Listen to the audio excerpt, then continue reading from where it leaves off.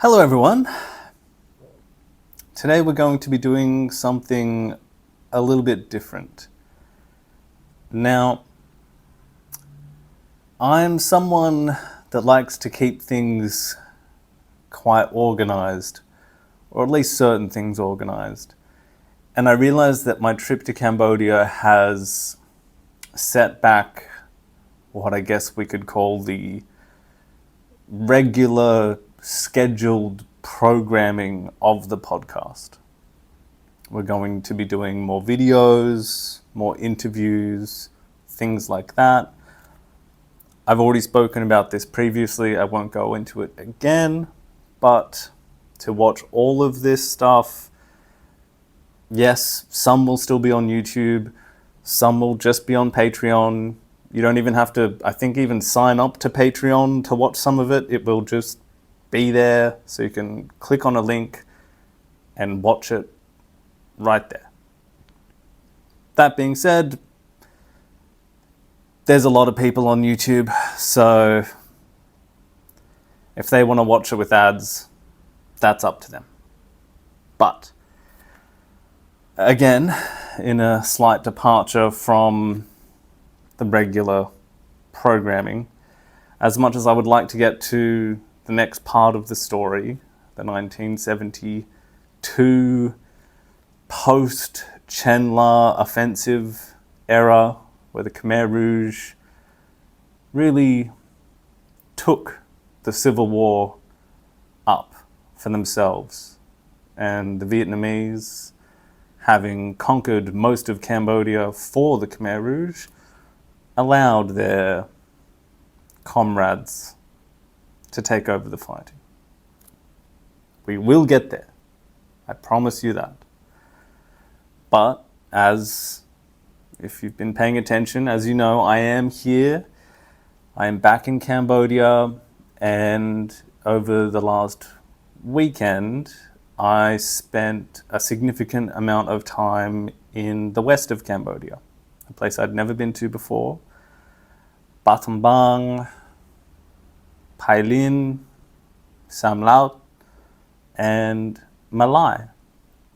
Now, all of these places have been what you could consider strongholds for the Khmer Rouge at various times in the story that we have covered in the podcast. But what we haven't covered in the podcast, because we're still stuck in 1971, is what happened in the 80s and the 90s. So I know that a lot of you do have a working knowledge of what happened in the post-democratic Kampuchea period. But I also know that some people are just finding out this information as I explain the story. But, as I said, today we're doing something a little different, and it's based on the work I was doing in Pailin and Malai and Sam Laut over those few days. I was able, for the first time, to speak with Ex-Khmer Rouge. Now, for various reasons, which I won't get into, there were topics that were off the table that we weren't to discuss. Politics, as I was explained before these conversations took place. Now, again, I won't really get into this too much, but let's just say that what I thought they meant by politics, I had presumed would mean that they wouldn't like to discuss certain things that happened during democratic Kampuchea from 1975 to 1979. It turns out these sensitive topics are actually what happened afterwards. So we'll kind of leave it there, but today, if you're watching this, this should work as an audio. I'm going to release it just as audio I'll also release it as a video. There'll be a couple of pictures I can put up throughout. So if you're watching this or listening to this, we're going to be doing something a bit different. Basically, of the 4 interviews I conducted, I have spent the last few days reorganizing those notes. None of the interviews were recorded, so all of my notes were handwritten. So it took me quite a while to go back and make sure that I could make sense of my own handwriting, for starters, and to also put these conversations into a more accessible flow that I can use for when I'm writing the book. Now, today, I'm going to read you the recontextualized notes of someone that I will refer to as Uncle at times, because he was a contact of a contact's uncle. That doesn't necessarily mean a relative, but someone who acts in an avuncular fashion, if we want to put it in Western terms. Now, I'll also refer to him as a Khmer Rouge doctor at times throughout this as well. He wished to remain anonymous, and as I mentioned, there are reasons for some of these people to want to remain anonymous. So, I believe the interview took place over about 2 to 3 hours, which can be a taxing thing to do, especially for my interpreter and me trying to write things down. And what really happened was this man wanted to tell his story. He was very intelligent, very kind. Like I said, he was a doctor, a Khmer Rouge doctor. And as you'll find out, quite an interesting person. So if we want to call this sort of story time with Lachlan, this is a bonus episode. It may be behind a paywall, it may not be behind a paywall, I haven't decided. I do want as many people as possible to be able to see this, but we'll see. So, let's get into it. This uncle was born in Krache province, which is in the east of Cambodia. And the interview was conducted on the 23rd of September, 2015, in Pailin, in a doctor's office. As I mentioned before, because we were keeping him anonymous, the job title that I wanted to establish with him, like what I could refer to him if I was to use him as a source in the book, for instance, we settled on a Khmer Rouge doctor. He was born in 1953, the year of independence. And the interview began with his education. He had been educated.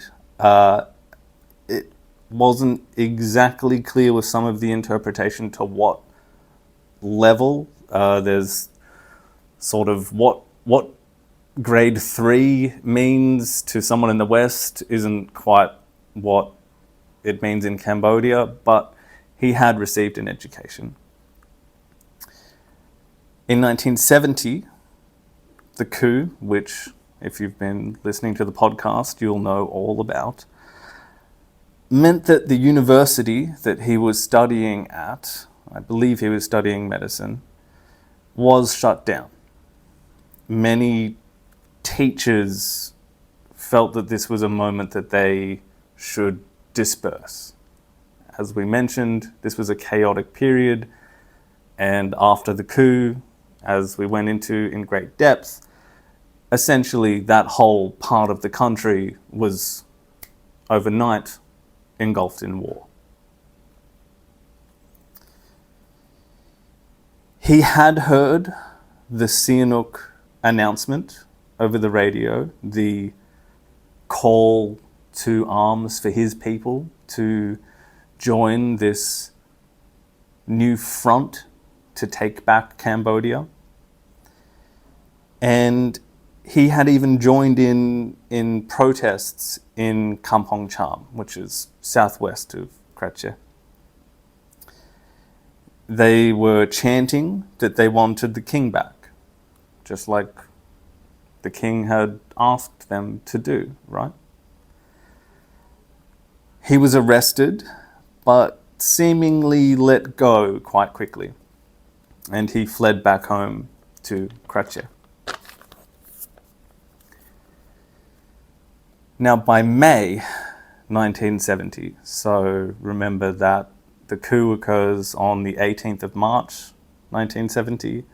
So by May 1970, Kretche had been liberated.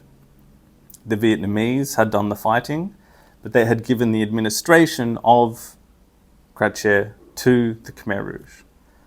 By the end of May, he and other students joined the nationalist, front, ostensibly to bring Sihanouk back to power, right? Remember, this wasn't joining the Khmer Rouge per se, this was joining a nationalist coalition to bring the king back to power. He said he did it for Sihanouk. He joined the Maquis, which remember means basically fleeing to the forests to join up with the guerrillas. And there he met a teacher who had been very close to him in 1967. That teacher, that year in 1967, had actually disappeared into the Maquis as well. And if you'll recall from the podcast in 1967, that was around the time of the Sam Lau uprising. That was around the time that Sihanouk had a major crackdown against this rising threat that he felt was coming from the left. And it was apparent that this teacher, who had actually been part of the Khmer Rouge for a long time, decided that it was time that he fled to the Maquis, like many others did in 1967. It was a pivotal year. So as I said, this teacher had actually been a Khmer Rouge member for some time. Now, his code name was Yam. And I'm probably not pronouncing that correctly, but how it is usually spelt is Y-E-A-M. Yam. His real name is harder to come by. Uncle said it was something like San Son, but from the research I've subsequently done, it seems harder to exactly know his real name because of how many different code names there were out there. There is some confusion to someone else who had a similar code name, so let's just forget his real name for the moment, and from now on we'll refer to him as Yam. Now, Craig Etchison, in his submission to the Khmer Rouge tribunals, he did a very thorough breakdown of the Khmer Rouge hierarchy and essentially how the Khmer Rouge administration worked. And as I was reading through that document, he did mention a Yam who ran the office of K4 in Phnom Penh, which was a logistics office. He was also the Khmer Rouge administrator of Kretche province, sort of before the liberation of Phnom Penh. So throughout the Civil War, probably predating it, he was basically the Khmer Rouge's top man in Kratcheh. And he was also made in 1976 Democratic Kampuchea's ambassador to North Korea. Now, one other Khmer Rouge tribunal dossier notes that Yongyam, which is a common thing, like Pol used to go by just Pol, and then he added Pol Pot. This was a common thing that Khmer Rouge cadre did. They would sort of add an extra sort of consonant to their name, the reasons of which we don't need to get into, but Yongyam was the zone secretary of Kratcheh province prior to 1975. So what Uncle was telling me, we can verify from other sources. Back to the interview. Now, in the Marquise, Yam, having recalled his former student who he used to teach 4 years prior, 3 years prior, he seemed to kind of take him under his wing. Quote, he said, "Stay with me." And this uncle claimed Yam was administrator of this area, which the Khmer Rouge named zone or administrative zone 505. And again, that's confirmed in other sources. Now, the interview basically followed his biography, but at points I asked him questions which actually distracted him from telling his story chronologically. I'm still getting used to doing these interviews. I was looking for specific information, and at that point in the interview, I hadn't realized that we'd really sat down for this guy to just tell me his story. So that was his main goal, was to just explain his story. So sometimes I would interject with a question and he would basically say, "We'll get to that. Just let me get to where we are." So you'll notice that a few times. But in this instance, I asked him about the bombing from 1970 to 1973. And he said he was, quote, "not afraid. It simply became, quote, normal." I also asked him about the effect of the bombing compared to the pull of Sihanouk, which, if you've been listening to the podcast, has been something that I've been trying to point out. A lot of people have pointed to the bombing as if it was the only reason that the Khmer Rouge were able to gather so many new recruits. What I think is often lost in that is Sihanouk's effect in that same process. He said it was both.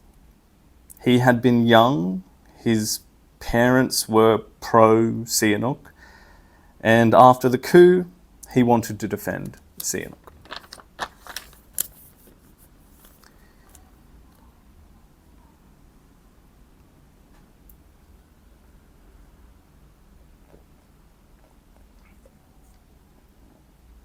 Excuse me.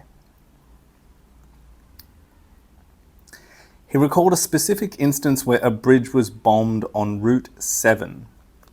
Now, I had a look on Google Maps. Route 7's a long road. It was hard to say exactly where this bombing may have occurred. Perhaps Stung Treng. There's a bridge there on Route 7 that goes over a small river. Again, I can't say for sure, but he stated that it was Lon Nol's army that dropped that bomb, and the effects of it were to, drive recruitment toward the Khmer Rouge, because you can say, hey, the government is bombing our own people, perhaps you should join in with us. So again, we get this both-sided thing. We have the pull of Sihanouk, and we have a government and the United States bombing the country and pushing people toward violent uprising. Back to his story. 1970, May. After being in the Marquise for a month, he went back to Kratchir. He had been told by Angkar to go back and continue studying. Yam had told him to study for the movement. Angkar had instructed him to continue his studies. Here we went on another tangent. He had heard of the Khmer Rouge prior to 1970 in newspapers, radio.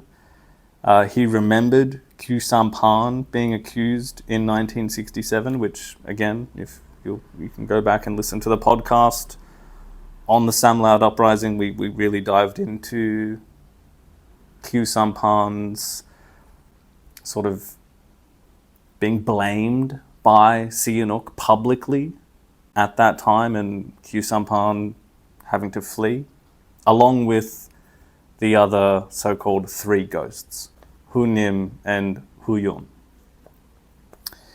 He recalled each of the three ghosts by name, which I thought was interesting, because it was one of the few times where, not knowing Khmer, at least I could recognize when he said Hu Nim, Hu Yun. So at least I felt like I was part of the conversation there. I think at this point I asked if he wanted to move on a bit, as we had been talking for at least an hour and we were still in 1970. This was rebuffed. And that's what I mean about my poor interviewing skills and realizing that he really just wanted to tell his story. So he continued his story. So back in Kratchir, studying, he was studying for roughly 2 months. He was now told to train as a soldier as well. He suggested there were already functions of, I use the word governance here, that wasn't his phrase, but he referred to different ministries and ways of administration being set up in Kratchir. So remember when this is all happening. Mid-1970, there are places in Cambodia that are simply under communist control. The Vietnamese had done the fighting. They'd handed over the administration to the Khmer Rouge. So this was around July, August, and September 1970. And he confirmed that at this point, only the Vietnamese were doing the fighting, which we've established on the podcast as well, haven't we? He said that during this period, Khmer Hanoi returnees, remember there were plenty of what we've called the Khmer Viet Minh that stayed in Hanoi at this point for more than a decade. And at this point, they were being told to return to Cambodia. We've covered this in the podcast, but I just wanted to remind you that when I say the Hanoi returnees, that's who we're talking about. We're talking about Khmer that had been trained in Vietnam for a long time, and, well, we'll get to it in the podcast soon enough, but they will very quickly be purged by the Khmer Rouge. We'll get there eventually. As I said, he said during this period, Khmer Rouge Hanoi returnees were teaching him to fight. Then he was sent back to study medicine. He said he had 3 types of teachers: Hanoi Khmer, China Khmer, and Soviet Khmer. But they were all Cambodians, that they had just been in these different socialist countries. toward the end of 1970, I'm thinking around November, he was chosen with 3 boys and 2 girls to be sent to Kampong Thom. They walked from Kracher to Preah, and the base that they were eventually sent to was near the Kampong Thom Preah border. So I'm guessing northish Kampong Thom. I'll put a map up here to give you a general idea if you're watching this on video. And they eventually get there in December. After arriving at a village, the base, as it were, was one more day of walking away from where they got to. This place of study. It was, like I said, near that northern border with Preah. Now, I'll just interject for a moment here. At this point, I asked him if he knew that Pol Pot had recently relocated his headquarters to a similar area in Kampong Thom. This question, either through interpretation or simply aloofness, was not really answered, but in my mind, it certainly made sense that, if you'll recall from one of the previous podcast episodes, Pol Pot had set up his new base of operations to fight this civil war in Kampong Thom once he had come back from Hanoi in the middle of 1970. And you'll also recall the meeting that he had with the Viet Cong and North Vietnamese communists about establishing the kind of ways forward that they wanted to do. They didn't want the Vietnamese to be administering everything. They wanted to be doing their fair share of the fighting. And they also didn't want the Vietnamese, Hanoi, Khmer returnees to be placed in these positions of administration, because of course that would put Pol Pot's own administration in an uneasy place.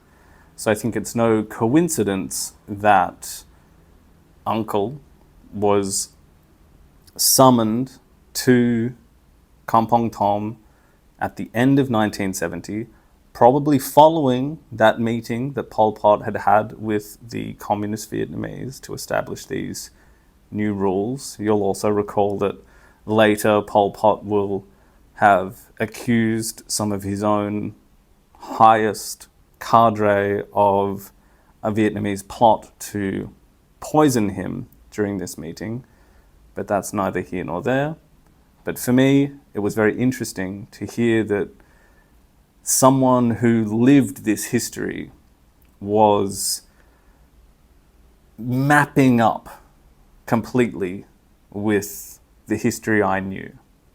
It was fascinating. He worked at a jungle hospital, and he said it was the main hospital of the Khmer Rouge, which again makes sense if you consider that Pol Pot's base of operations now is in Kampong Thom. He was not aware of Pol Pot's base, but it makes sense that the main hospital of the Khmer Rouge, in his words, was somewhat close to Pol Pot's own base of operations. Then he specifically mentioned the 24th of December, 1970, where his class was officially announced at a kind of ceremony as the first graduating class of Khmer Rouge doctors, a quote. It was a class of about 30, and he said that the people, the students, had been summoned from all of the liberated areas from across the country. But he did make the point that his group from Kracher, the 5 of them, was the most that had come from one province. Usually there was only 1 or 2 that had come from these other provinces.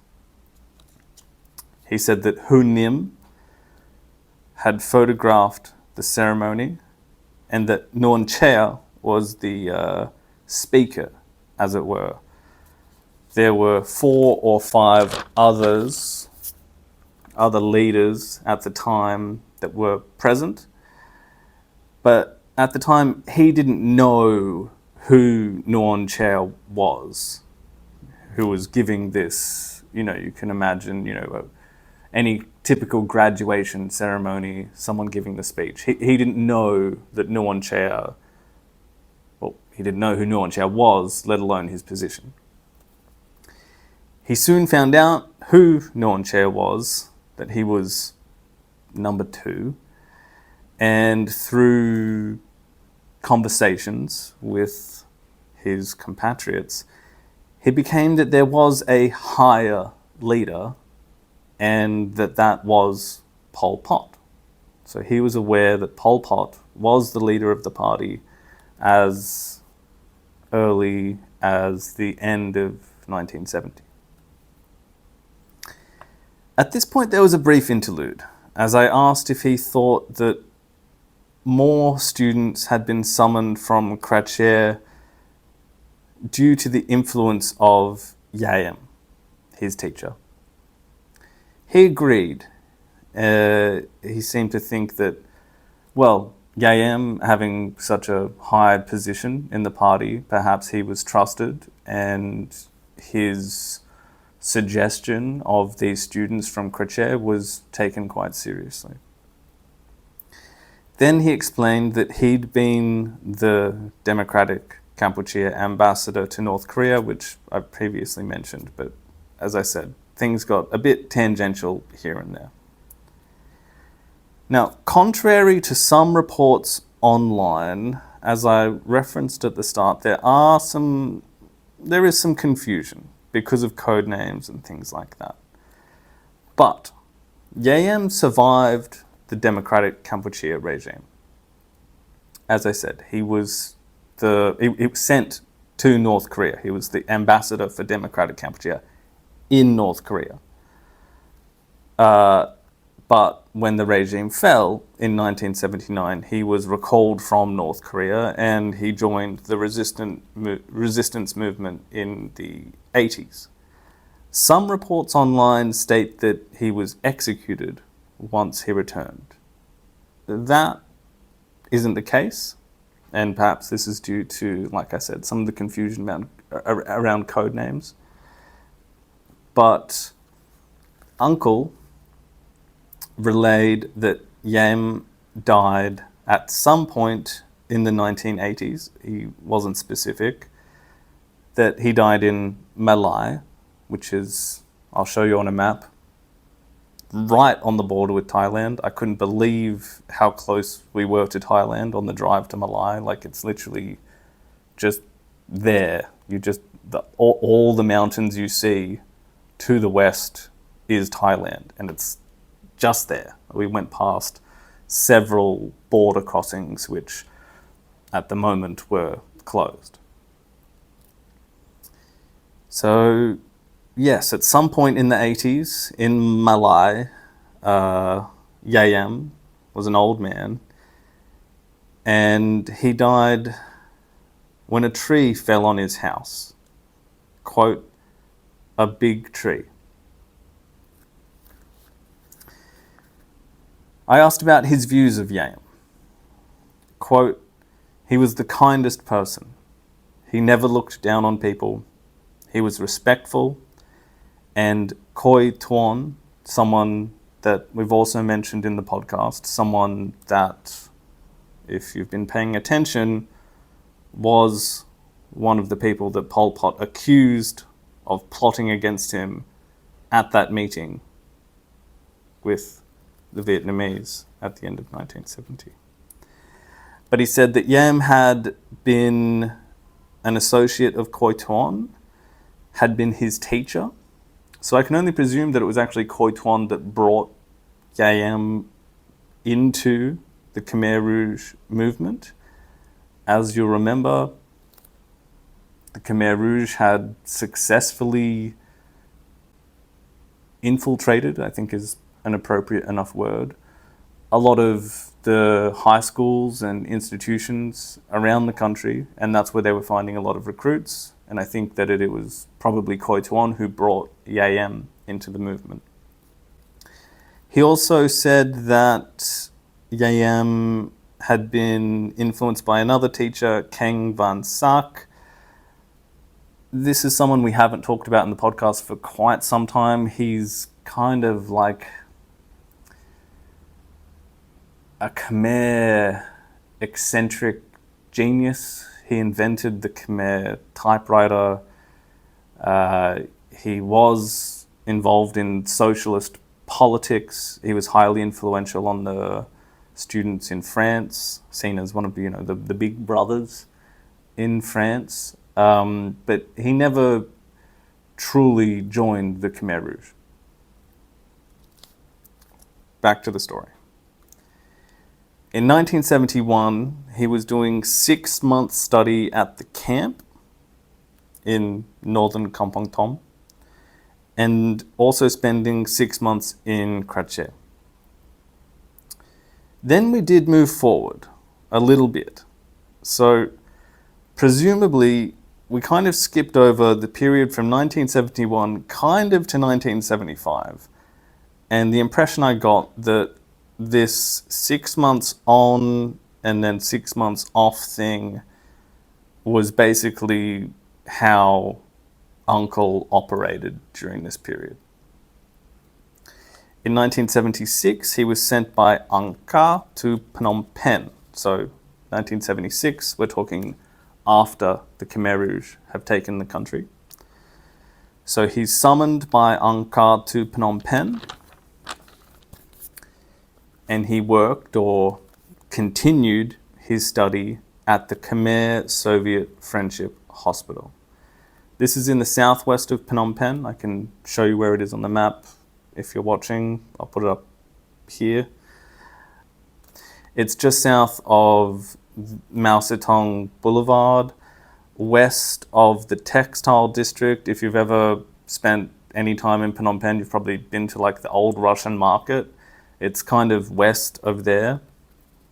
And it's also about a 30-minute walk away from S21, which in 1976 was in full operation. So this was a really fascinating part of the interview for me, because aside from it coming up in an other interview that I did with another doctor that perhaps I'll discuss another time, he was living in Phnom Penh. He would do 6 months at a time studying at the hospital to become a surgeon. He was a Khmer Rouge doctor. And he would continue doing this 6 months in Phnom Penh and 6 months back in his home province of Krache. Like I said, he was a surgeon. He said during his time in Phnom Penh, he was free to roam about. He said he didn't see soldiers, but he remembered the women working in the textile area making clothes. Now that I found very interesting as well.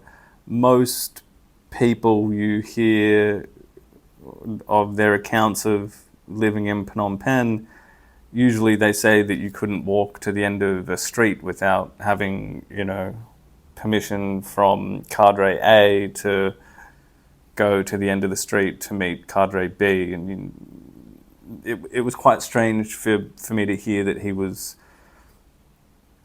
seemingly able to roam around, particularly given, as I said, we're talking about a 30-minute walk from Tuol Sleng, which was an area of the city that was particularly well guarded and kept separate from everyone. It was also not that far from what we could term as a re-education center that was mostly ran by Yang Sari, where a lot of the intellectuals that had lived outside of Cambodia after the liberation, there were sort of calls to these people living outside Cambodia, hey, come back and help us. We need you. We need smart people like you to help the country. Most of them, when they arrived, their passports were taken and they were sent immediately for re-education, and many of them ended up at S21. Interestingly enough, I also conducted an interview with someone else who went through that same process, was not sent to S21, and ended up becoming Pol Pot's closest confidant and aide right up until his death, but a story for another time. So he's living in Phnom Penh, like I said, free to roam about, which I found strange. I asked if he was, free to fraternize. He was a young man. I wondered if he was single or interested in pursuing relationships. He said he was focused on work, but he said that if he had wanted a relationship, you would tell a local leader who would arrange a meeting and a marriage. And he intimated that these marriages were consensual, which, of course, goes against much of what we know about the forced marriages of the Khmer Rouge. Again, I realize this is stuff we haven't covered in the podcast yet. Some of you will be aware of this, some of you will not. Let's just say that Uncle's perspective on these marriages being consensual and happily arranged goes quite against the grain of what, both survivors and historians would have to say about that.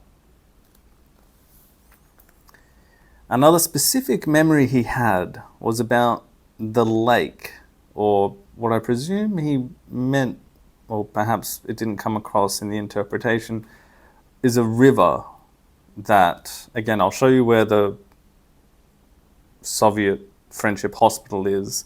There's a little river running just near there, and he specifically recalled that they were growing morning glory on that water for food. He said Phnom Penh was very quiet, but there was one big shop that was open, possibly Satmai, the central market. He said it was near Monivong, and again, a lot of you may remember that the Khmer Rouge kind of had to cater to the ambassadors from other countries that were staying in Phnom Penh at their embassies. So they did actually have to have, a shop so that they could go and get, some whiskey or some ciggies. You know what I mean? He also remembered a huge gathering in 1975 with all of the top leaders. And it was there that they established clearly the goals for the country. 3 tons of rice per hectare. Everyone will get 3 meals per day and a dessert.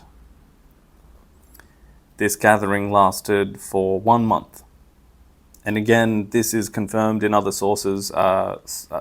One book I always recommend to people that really want to get a proper grasp of the history of democratic Kampuchea was a book edited and compiled from Khmer Rouge documentation called Pol Pot Plans the Future, edited by David Chandler, Ben Kiernan, and Chantal Boer. Now, the discussion jumped around a bit from here, but I will summarize his views in a way that sort of, as I said, I had to kind of rearrange things in a slightly more conventional way so they made sense to me for when I come back to use this as a source. I asked if his on and off trips, remember he's spending 6 months in Phnom Penh studying to be a surgeon, acting as a doctor, and then he would he would spend 6 months in Kratcheh. And I asked whether he noticed whether things were getting worse. 6 months in Phnom Penh, 6 months in Kratcheh. Over the course of those trips, when he came back to his home province, did he notice things were getting worse? First, he said that from 1970 to 1975, everyone in Kratcheh was, quote, happy, and food was, quote, plentiful. He said that post 1975, so post the Khmer Rouge controlling the whole country, Yams, remember that's his sort of teacher friend that had taken him under his wing. He said that Yam's right-hand man had replaced him as zone leader. Now, here's where some more slight confusion can come in.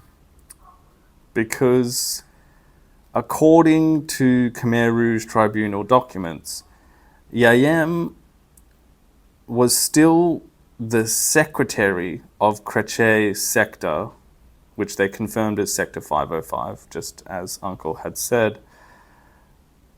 But whether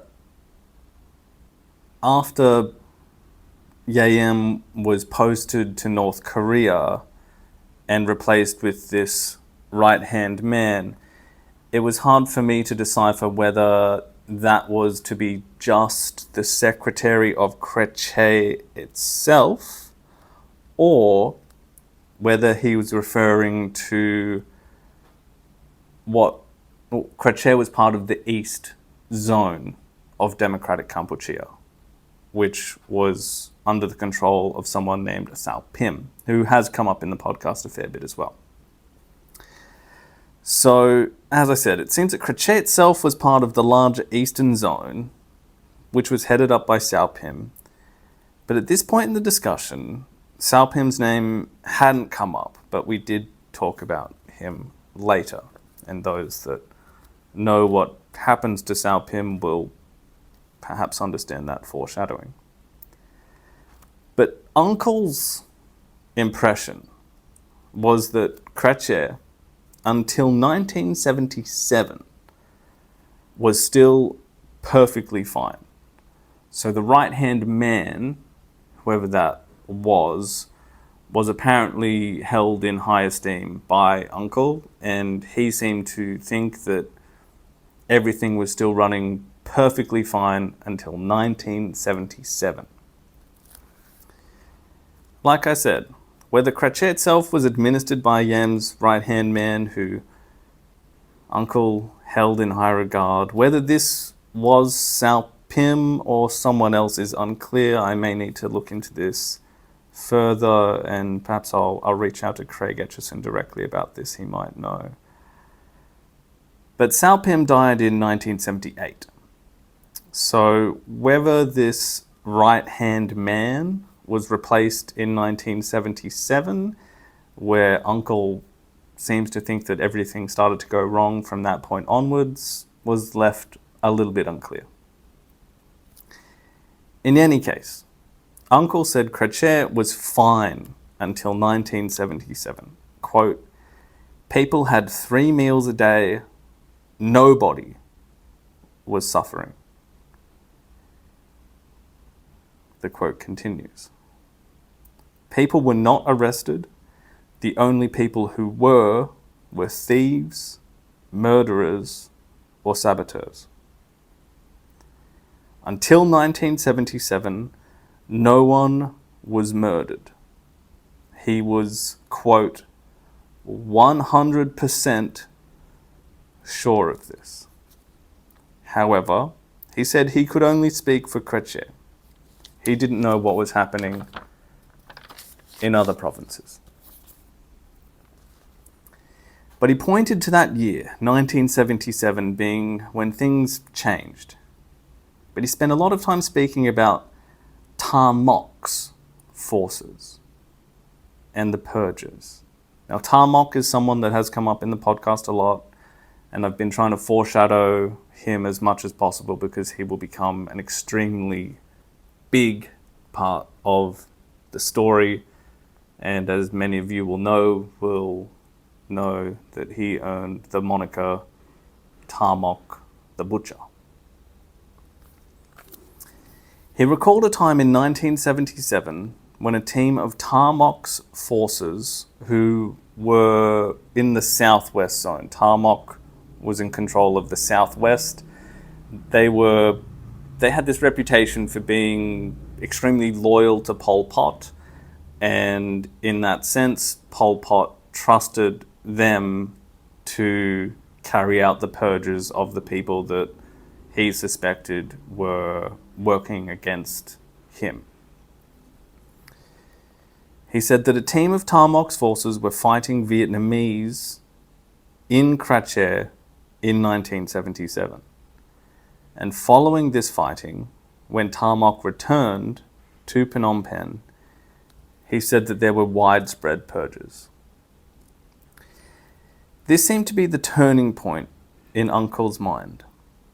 In the later 1978 East Zone purges, which, again, if you know the history, you'll know about the East Zone purges. If you don't worry, we will get there in the podcast one day. But essentially, the entire East Zone was suspected of being infiltrated, suspicious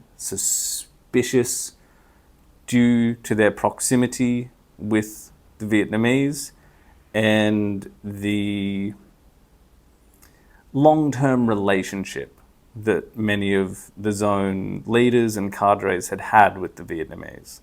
So for Pol Pot, when things were going wrong, he presumed that the people in the East Zone needed to be targeted. This seemed to be the turning point in Uncle's mind. In the later 1978 East Zone purges, he mentioned that his father was actually killed during these purges. He claimed that Pol Pot had been unaware of Tarmok's purges, and that once he did find out, he sent Mies Mut, the naval commander who, if you seriously know your history, you'll know he was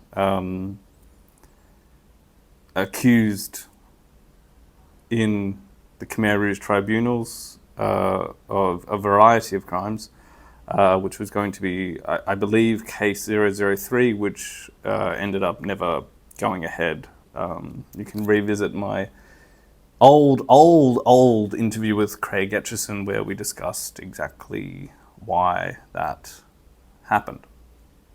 In any case, he said that once Pol Pot had found out about what Tarmok was doing, he sent Mies Mut to go fight Tarmok's forces in the east. He said they were fighting Tarmok's Southwest Zone troops. Now, this was new to me.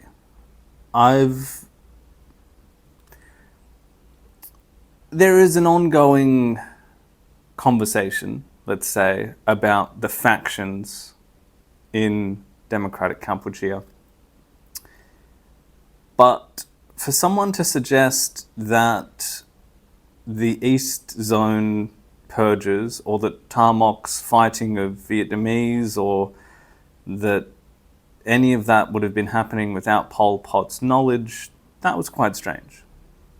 Now, the sort of culmination of the East Zone purges, aside from tens of thousands of Khmer Rouge soldiers and cadre being taken away, executed in various prisons, taken S-21, killed out in Prey Vieng's Phai Ring. The culmination was that Sao Pim had become the focal point for suspicion for Pol Pot. He suspected a plot against him would come from Sao Pim, the leader of the Eastern Zone. Now, some people will know how Sao Pim died. He was surrounded, basically told to come to a meeting, and he knew what that meeting would be, and he took his own life. Uncle said that he eventually heard from the soldiers that he was treating in Phnom Penh about Sao Pim's suicide. He later wanted to emphasize a point very directly to me. Like, he looked me in the eye and said, I want to make this very clear to you. And this gets kind of to that conversation about factions within the Khmer Rouge, which I am still, let's say, ambiguous about what I think. Various historians have various takes on this. My concern is that it was basically people like Non Chea, their defense at the Khmer Rouge tribunals was to point to this factionalism as a means of saying we had to be killing these people because they were threatening to overthrow us. So that is where some of my doubts come from about this. And friend of the show, Craig Etchison, in an article wrote that he felt that Pol Pot had a very centralized power over democratic Kampuchea, and the idea of factions has been used by some in ways that maybe overstate exactly the extent to which they were in reality. In any case,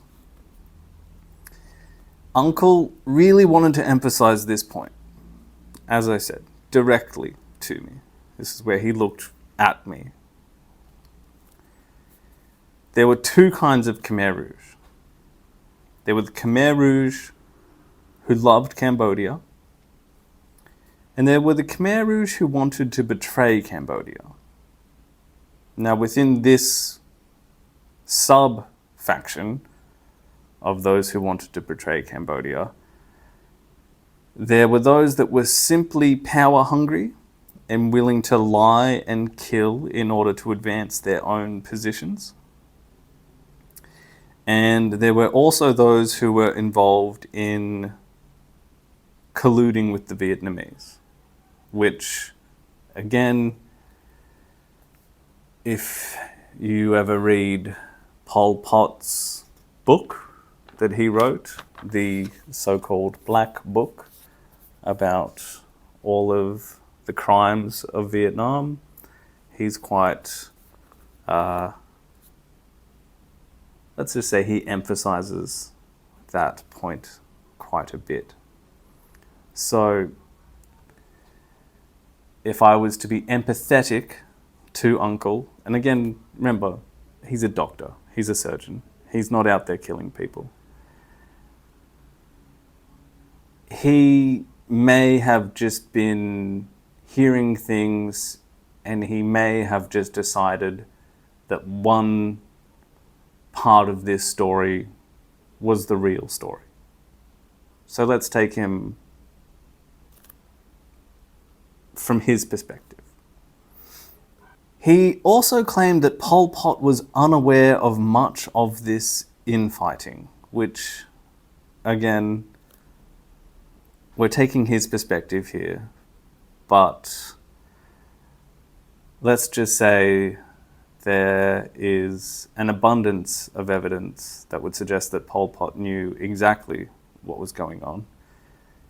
And to suggest that he didn't realize there was this infighting doesn't really track with the history, particularly because he had essentially ordered the Purges of the East and various other zone leaders that he suspected were trying to betray him. Finally, as the interview drew to a close, Uncle disclosed something I found very interesting. He'd mentioned it earlier in the conversation, but I wanted to revisit it, and it makes sense to talk about it now. We've talked about his biography, and now we can talk about some of his reflections. What I found very interesting was that he said that he never really liked the communist movement. He preferred democracy. Direct quote. But he did know, quote, the movement was communist, and he knew he would be killed if he wasn't a communist. He pretended to like it.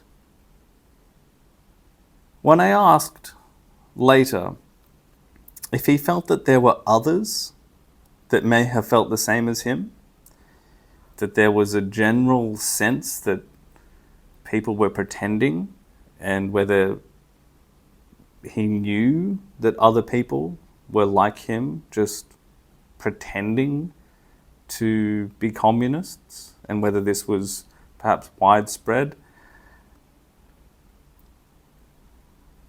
Specifically because he said he knew he would have been killed for this opinion. He knew that. So when I put it to him whether this was a wider thing, he kind of avoided the topic.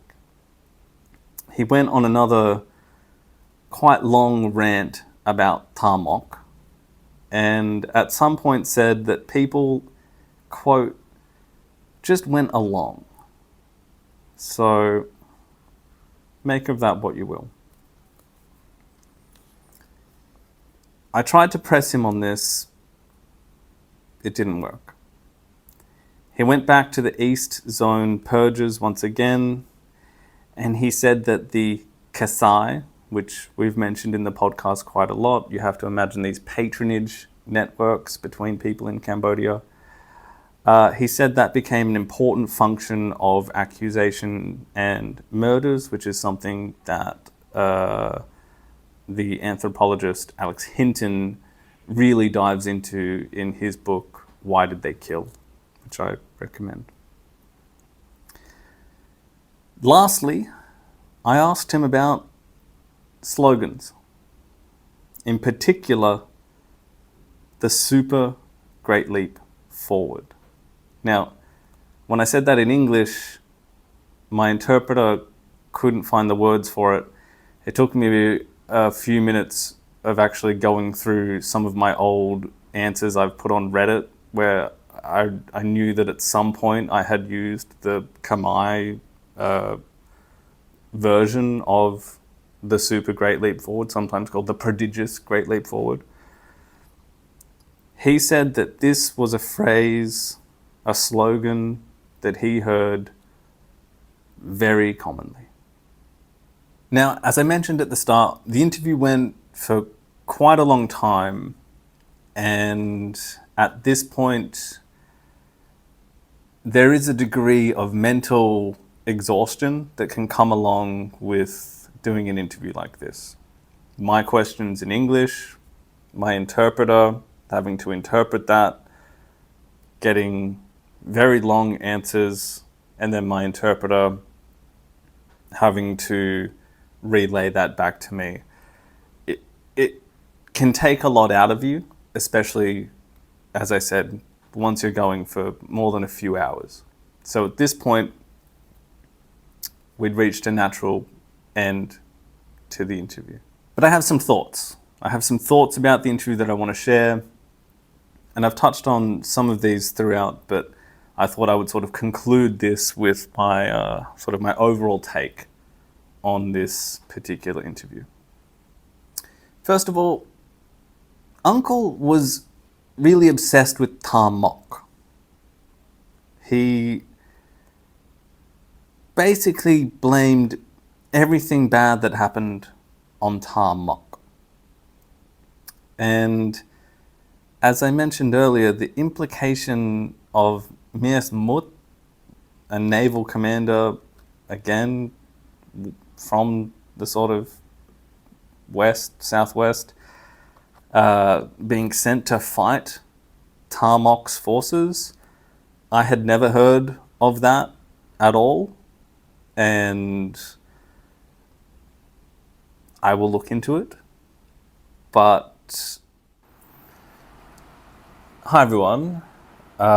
Please excuse if you're watching this, the sudden change in the visual component. I wasn't going to try and fool you, my dear listener, by, wearing the same shirt and trying to capture the same lighting. I'm not going to try and fool you. It's the next day. As you can tell, there's also a nice, lovely, soft Phnom Penh rain. So I hope that adds, if you can pick it up, just a slight little audible touch of authenticity here. Now, without going on like a wanker too much, I mentioned earlier that I would check in with Craig Etchison about some of these things. Now, having someone like Craig Etchison to check in with is like... Well, I tried to think of a few metaphors, but the metaphors don't really work when I can just say what it literally is, which is that he was part of the office which investigated the crimes of the Khmer Rouge, presented them to the courts, which then successfully prosecuted people like Lon Nol and Khieu Samphan and the rest of them. Well, most of them died on trial, but suffice to say, Craig Etchison is quite a good resource to be able to reach out to on something like this. I'd emailed him when I got back from my trip, and about an hour after finishing the recording last night, he got back to me, and some of the things he mentioned actually dovetailed quite well with what we're talking about in this video. So I'm cutting this bit in right here, and then we will cut back to my final thoughts that I will get to. But on the topic of, well, I'll just read verbatim what Craig said, and then we can sort of riff on that a little bit. As for his fond remembrance of brother number one, I would not put too much stock in that. Not that I would anyway, but back to Craig. I do believe that he could have been pleasant to be around, right up until he tells you that brother number two would like to have a word with you. The two uncles you mention, that is the ones that I had mentioned in the email, sound like typical for surviving intellectual types from the Khmer Rouge. Now here's where he addresses precisely what I was just talking about with Tarmok and Mias Mut. Blaming Mok for everything going bad after the East Zone Purge is indeed quite rich. That was the part of the two final zone purges, East and West. And guess who ordered that? Pol Pot. As for Mias Mut, he and his two divisions, well, guess who they reported to? Tarmok. So this idea of Mias Mut fighting Tarmok in the east, a concoction perhaps, a rumor perhaps, a perspective that this particular uncle arrived at, and that's where we will leave it. But as for any suggestions that that may have been the reality, this isn't the case. And sometimes I don't feel like I need to spell this out to anyone, but just because I was around people that were saying Pol Pot was the nicest man they've ever met, we don't have to believe them on that either.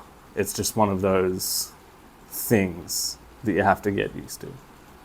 Okay, cutting back to past Lachlan now. The fact that he was certain about this led me to think that there were rumors. And we have to remember that the events that we're talking about occurred in 1978. And there were about 20 more years of the Khmer Rouge existing as an active insurgency in Cambodia, in Pailin, in Malay, in these places on the border. And I felt that perhaps his blaming of Tamok perhaps reflected his own Kasai, his own patronage networks. Perhaps he was closer to someone like Miasmut, who may have given a different version of events than someone like Tamok. Tamok was basically, he inherited the end of the Khmer Rouge. Once Pol Pot died, he arrested Pol Pot after the old man ordered the brutal assassination of his long-term compatriot Son Sen, who he had known since the 1950s, and had ordered his death as well as his family's death in a particularly brutal fashion, which I won't explain. But perhaps, given that Uncle seemed to think that Pol Pot was aloof of what was going on, that he was certain that things were going fine until 1977 and 1978, and he blamed, as I said, all of this on Tamok. Perhaps Tamok's arrest of Pol Pot, I think he used a term like Pol Pot is now, once he was cremated, he was worth less than dog shit or something to that effect. So perhaps Uncle, given his location in Pailin, perhaps he just knew other Khmer Rouge or ex-Khmer Rouge, and perhaps he took one side over the other.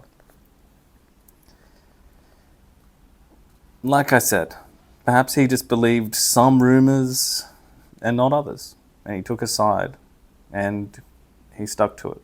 Like I said, we're just explaining his perspective here.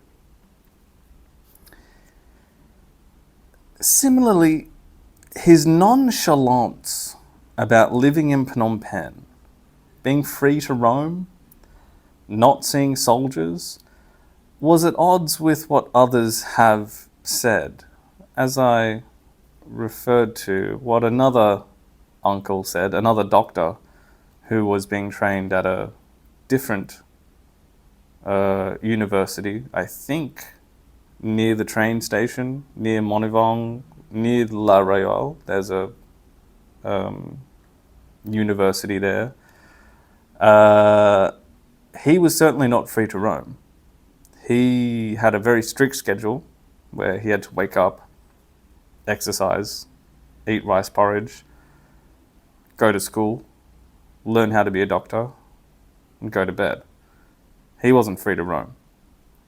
So hearing that this uncle was apparently free to roam was was, as I mentioned before, quite odd. But perhaps due to his connections to Yam, who seemed to have a very prominent position, and perhaps because he was a surgeon, perhaps this did afford him more freedom in Phnom Penh than most others had. Again, we'll have to take his word for it. Lastly, his cognitive dissonance about knowing he would be killed for not being a communist, but at the same time being convinced that everyone was 100% fine, at least in Kratche.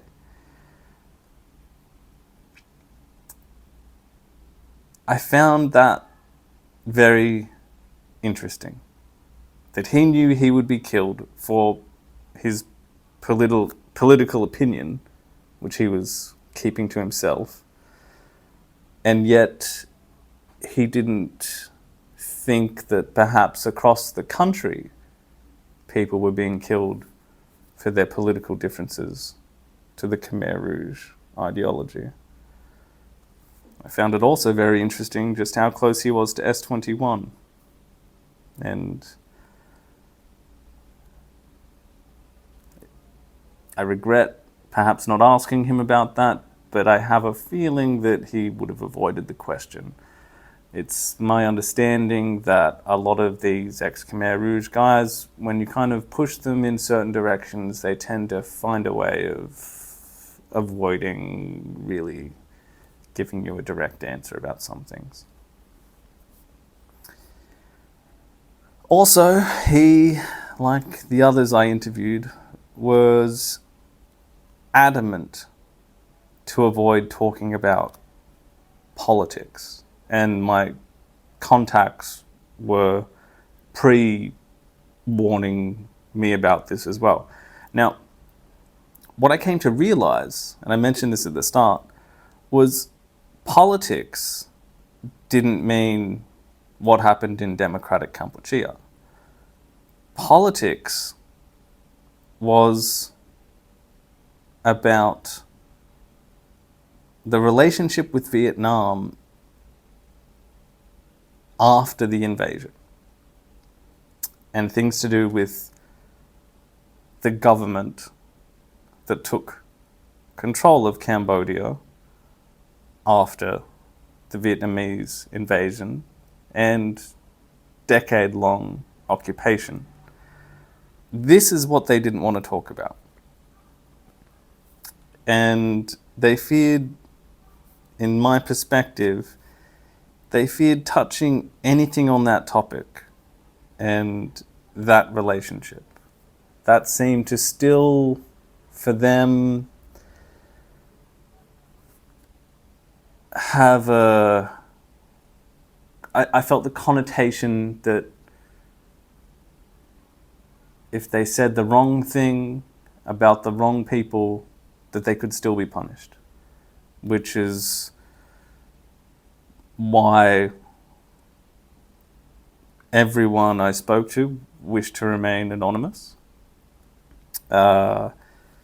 He did not want to take a selfie with me, which I was a bit sad about. I did get one selfie, but that was with another guy. 2 selfies, actually.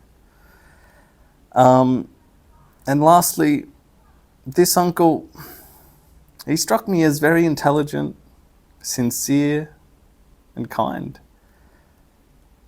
Like I said, he just had his perspective. And to be honest, he seemed eager to tell his story.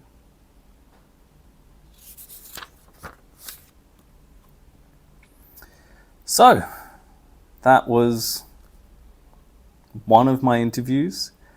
I'm not going to do the same with the rest of the interviews I did. Like I've announced elsewhere, I will make sort of like a mini kind of video about my experiences in Pailin, Sam Lao, Malai, I had attempted to meet Pol Pot's daughter. I didn't meet Pol Pot's daughter, but I did meet someone else. And as I mentioned in one post on Patreon, there is a necessity for me to keep a low profile here. I don't want to get into it too much. I just don't want to talk about it generally. But I hope you understand that some of the things I'm doing here are still sensitive, and particularly with what's going on, there are certain topics that I will be avoiding, at least while I'm in the country, because I hope to keep my visa and be able to fly out of the country when I want to and not beforehand. So I hope that doesn't come across as me trying to hide anything. Nothing that came out of these interviews that was to do with politics is actually relevant to the work I'm doing. I'm writing a book about Pol Pot. I'm writing a history podcast about the Khmer Rouge. As much as I do take an interest in modern Cambodian politics, I would refer people to real journalists that are doing work on this subject rather than me, because my interest is the past and not the present. So I hope that doesn't sound like a cop-out, but it is a reality of the work I'm doing here, and as I found out, a reality that still affects some people. Overall, my last thing I'll say is that in the past, in Cambodia, I have only spoken with survivors. And for me, this was a very interesting experience to speak to people who were on the other side. And again, this is not about condemnation, this is not about judgment, this is just about history. And it is my job as a researcher of history to try and find out as much as possible. And some of the most valuable information you can get is from people who were on the bad side of the conflict. So I'll leave it there.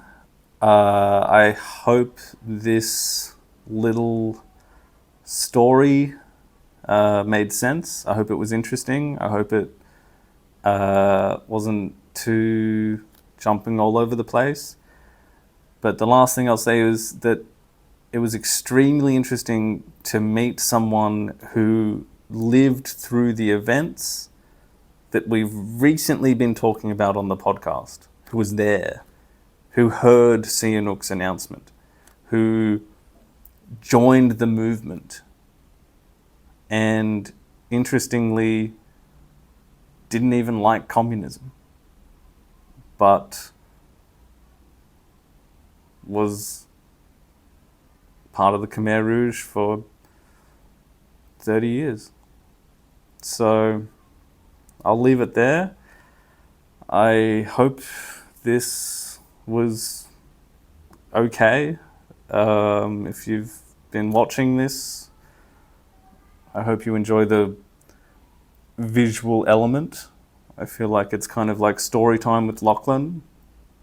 And if you're just listening on the audio, I hope it sort of came across fine as well. Just a reminder that I'm releasing a lot of this stuff on Patreon.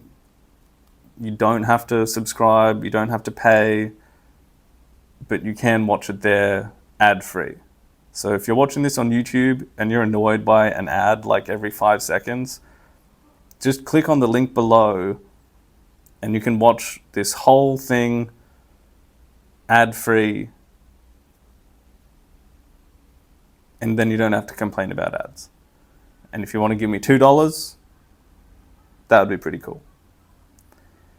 If you've already done that, and you are a Patreon subscriber, or if you've donated via PayPal, which so many of you have in the last week, and I apologize if I've not been able to message every single one of you directly. Like I said, I was doing this work and a lot of stuff was happening. I really do try and keep on top of that. I really do actually write all those personal messages as well. Like when you sign up to the Patreon, that is me like saying hi and thanks.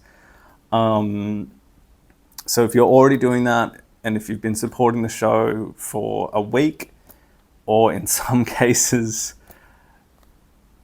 years, and you know who I'm talking about in those cases, I can't thank you enough. I feel like I'm doing what I am supposed to be doing with my life, and without your support, I wouldn't be able to be doing it. So I can't thank you enough. I hope you found this interesting. More to come, and trust me, I can't wait to get back to the regular program.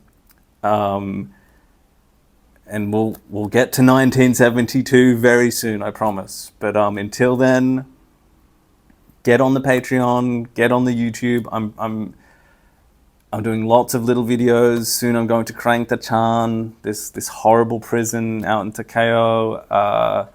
I visited Pol Pot's high school. I got lots of pictures there. I'm going to go to his hometown. I'm going to go to An Long Veng where he died. And yeah, I'm going to have a whole thing about Malai and Pailin. And I think, I'm sorry that we're not just continuing the story. I wish we were, but this trip has been essential for me to write this book. And it's going to make the podcast better, and it's going to... Now I've got a book. I was very worried about having to follow in the footsteps of David Chandler and Philip Short, but I'm growing in confidence, and I'm finding information that will be new and will bring a new perspective to this. And the last thing I'll say is that it's in one of the videos that you'll see that I released when I was walking around Pailin. But don't think that just because I was hanging out with Ex-Khmer Rouge for a few days that I'm, going to be getting the black pajamas on. Like I said, history is about just getting different perspectives and trying to find a story that matches reality as much as possible. So interviews like this are essential. And if you're supporting the podcast, you're helping me contribute to the history. And I can't thank you enough. So good night, good morning, wherever you may be. I'll see you next time. Thanks for watching.